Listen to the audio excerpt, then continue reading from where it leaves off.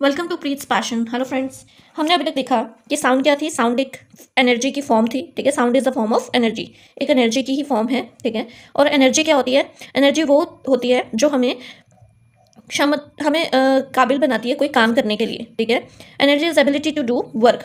ठीक है, हमें एबल करती है कि हम कोई वर्क कर सके। ठीक है, जितने भी काम हैं वो एनर्जी से ही होते हैं। अगर एनर्जी ही ना हो तो कोई भी काम किया ही नहीं जा सकता। ठीक है, फिर हमने देखा था कि साउंड जो है वो एक एनर्जी है, तो वो किस टाइप के काम करती है, वो किस तरह के काम कर सकती है। ठीक है, तो it can clean delicate items like jewellery. ठीक है, जैसे डेलिकेट यानी कि नाजुक सी जो आइटम्स होती हैं उनकी जो क्लेंजिंग होती है, उनकी जो साफ सफाई होती है, वो कर सकती है कौन? Sound energy. It send signals to our brain. Sound energy ही हमारे कान तक पहुंचती है, हमारे ईयर ड्रम्स तक पहुंचती है, जिससे हमारे ब्रेन को सिग्नल जाते हैं और हम हियर करते हैं, यानी कि सुनते हैं। ठीक है, साउंड को समझते हैं और फिर हम कम्युनिकेट भी कर पाते हैं किसी से।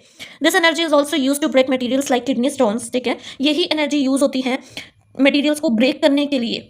ठीक है, कैसे? जैसे किडनी स्टोन्स को ब्रेक करने के लिए भी साउंड एनर्जी का इस्तेमाल किया जाता है। फिर हमने देखा था कि जो साउंड है वो प्रोड्यूस कैसे होती है। साउंड प्रोड्यूस होती है वाइब्रेशंस की मदद से। जब तक वाइब्रेशन ना हो तब तक साउंड जो है वो प्रोड्यूस नहीं हो सकती। ठीक है, और ये जो वाइब्रेशन है ये क्या होती है? वाइब्रेशन होती है रैपिड, यानी कि तेजी से बैक एंड फोर्थ मूवमेंट। ठीक है, कोई भी चीज जब तेजी से आगे जाती है फिर पीछे आती है, आगे जाती है फिर पीछे आती है, बैक फोर्थ, फोर्थ का मतलब आगे। ठीक है, पीछे आगे, पीछे आगे, पीछे आगे जाती है, उसी को हम वाइब्रेशन बोलते हैं।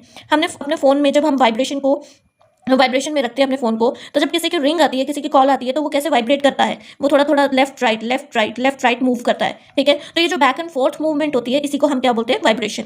वाइब्रेशन थोड़ा थोड़ा सिमिलर है ऑसिलेशन से, बिल्कुल सिमिलर है ऑसिलेशन से, ऑसिलेशन ऑफ पेंडुलम से।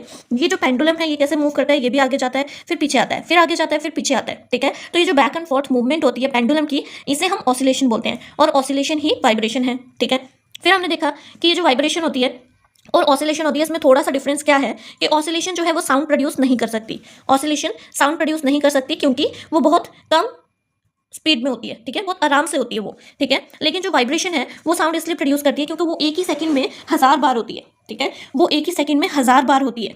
एक ही सेकंड में कितनी बार होती है? 1000 बार हो जाती है, और इस वजह से जो वाइब्रेशन है वो साउंड को प्रोड्यूस करती है। ठीक है, और ऑसिलेशन नहीं करती क्योंकि ऑसिलेशन एक सेकंड में एक ही बार होती है। ठीक है, तो rapid to and forth movement को ही वाइब्रेशन हमने बोला था। फिर हमने देखा था कि ह्यूमंस में जो है वो साउंड प्रोड्यूस कैसे होती है। अगर साउंड वाइब्रेशन से ही प्रोड्यूस होती है तो ह्यूमंस में ऐसी कौन सी चीज़ है जो वाइब्रेट होती है और फिर साउंड प्रोड्यूस होती है? तो वो देखने के लिए हमने क्या देखा था? Voice box. ठीक है, वॉइस बॉक्स यानी कि जिसे हम लिरिक्स बोलते हैं। ठीक है, जो ट्रैकिया के बिल्कुल ऊपर मौजूद होता है, बिल्कुल ट्रैकिया के ऊपर ऊपर होता है, सबसे ऊपर ट्रैकिया से पहले होता है। ठीक है, तो ये था एपिग्लोटिस, ये थी वोकल कॉर्ड्स और ये कार्टिलेज। ठीक है, और ये है अंदर को जो पाइप जा रही है। ठीक है, इसे हम बोलते हैं विंड पाइप, और विंड पाइप को ही हम बोलते हैं ट्रैकिया।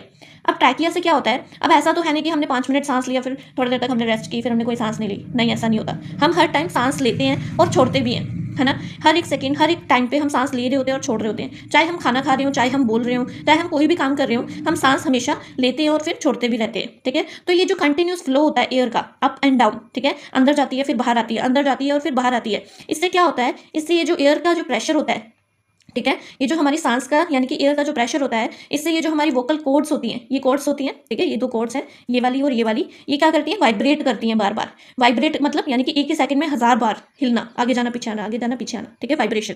तो ये बहुत जोर से वाइब्रेट करती हैं, जिसकी वजह से हमारे वॉइस बॉक्स से आवाज़ बाहर प्रोड्यूस होती है, जिसकी वजह से हम बोलते हैं। ठीक है, तो ये है कॉर्ड्स। ठीक है, और ये क्या करती है? वाइब्रेट करती है। फिर हम ने देखा था कि जो मेन होते हैं उनकी ये जो वोकल कॉर्ड्स होती हैं, इसकी लेंथ होती है 20 मिलीमीटर। ठीक है, कितनी होती है? 20 mm।